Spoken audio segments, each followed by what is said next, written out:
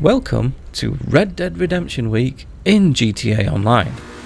And if you're wondering why I'm saying that, it's because if you look at the combination of the offers and the cars that are available, the only conclusion you can draw is that Rockstar want you to put GTA Online down this week and go and play Red Dead Redemption instead, which is great news for Digby if you're keeping up with his playthrough, which is awesome by the way. And if you're after some Red Dead Online tips, you should absolutely check out PvP Cat. But getting back to my video, that doesn't really help us all that much. So there are virtually no ways to earn this week, and the selection of cars is relatively limited, but there are a couple of real gems in there. So I'll cover those in this video, but I'm going to focus on this one, which is the Infernus Classic. And this is a car that I absolutely love. And why do I love it? Well, it's because in my view it is based off of the last proper Lamborghini, the Diablo. So why is it the last proper Lamborghini? Well, to go through that I need to do a little bit of history. Now some of you may know this and some of you may not, so let's go through it anyway. So Ferruccio Lamborghini made really good tractors. I mean really good tractors. His tractors were so good that he earned enough money selling tractors to buy himself a Ferrari. But when the clutch in his Ferrari kept breaking, he decided to drive just up the road to Maranello, because it wasn't far from where he lived, and have a bit of a chat with Mr. Ferrari himself. After which, Mr. Ferrari ended the conversation saying, "Why don't you stick to making tractors and let me make the sports cars?" Now, considering that Mr. Lamborghini was Italian, there are two ways that drive home could have gone. One of them is like this. I think that went pretty well. And the other was like this.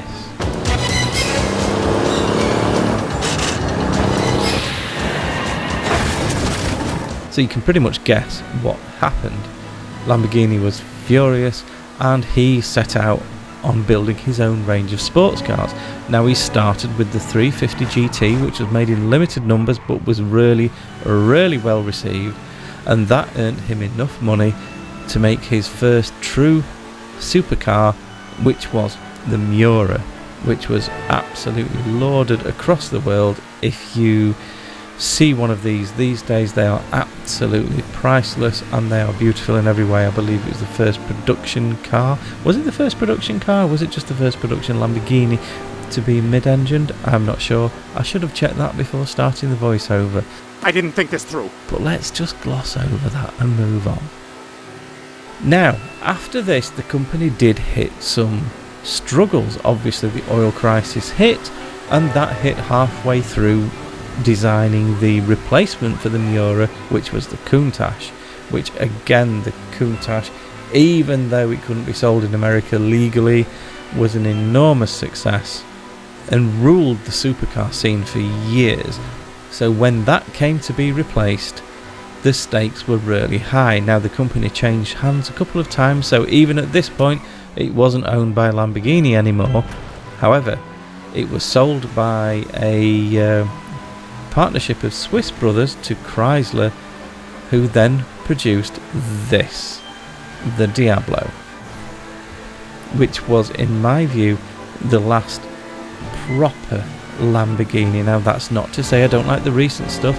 I love things like the Aventador, I loved the Murcielago when that was released. I think Lamborghini make incredibly good cars, but this, in my view, was the one that really cemented their reputation for making cars that were absolutely ridiculous both to look at and to drive. But there's another reason. So I was old enough to be alive when the Countach was being made, but I never saw one when I was young. The first supercar that I saw when I was growing up was a Lamborghini Diablo. Now I grew up in a crappy little mining town in the north of England, so seeing one of these where I lived, that was the first time I'd ever seen a car like this and thought, do you know what?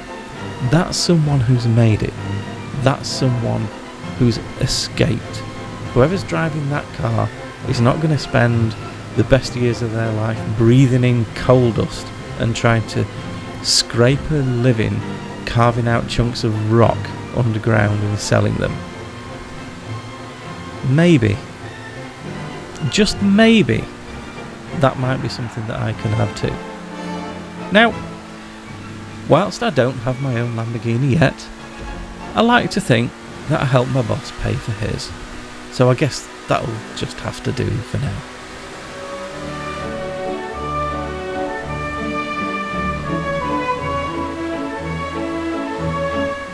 So before we move on, let's have a look at the top speed that this thing managed to put together for you.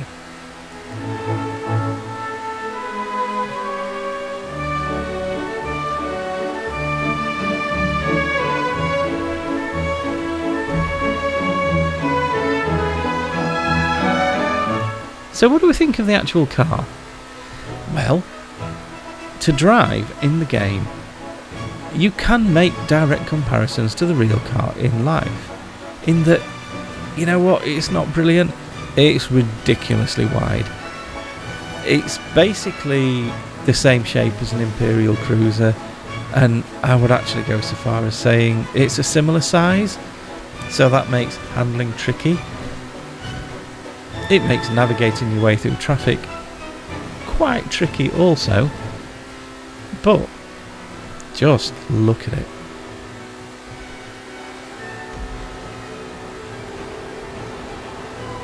There's nothing more you can say. This thing is just absolutely stunning.